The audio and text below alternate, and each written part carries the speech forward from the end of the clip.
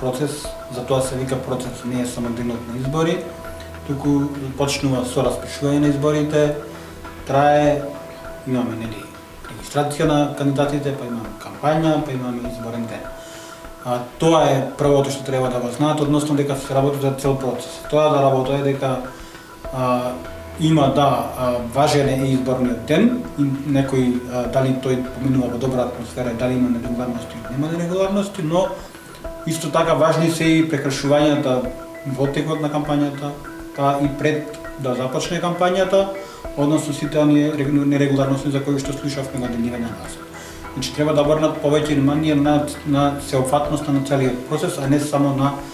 денот на избори како таков. Треба да следат сето она што не е дозволено да го прават партиите, односно да трошат пари и да користат услуги на јавни установи и јавни предпријатија. Исто така да ги следат донациите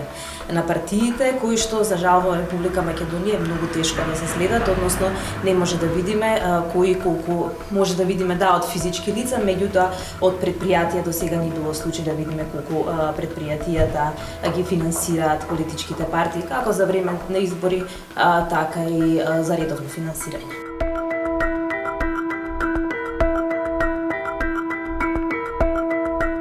Најголем проблем на новинарите при известувањето од избори е бојкотот на информации или блокадата што ја добиваат од лица од политичките партии. Неретко блокада на информации имаат и од државните институции, кои што треба да пласираат информации како што се Државната изборна комисија и други институции поврзани со изборниот процес.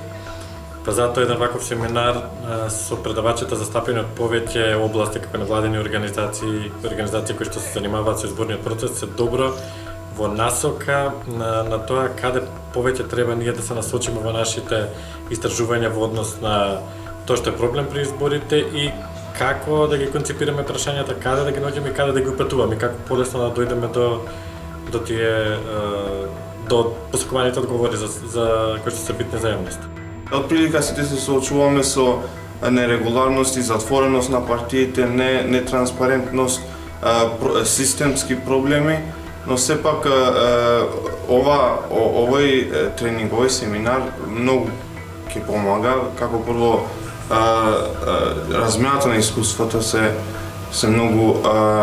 профитабилни за сите нас во ИН. Од позиција на уредник во јавен сервис,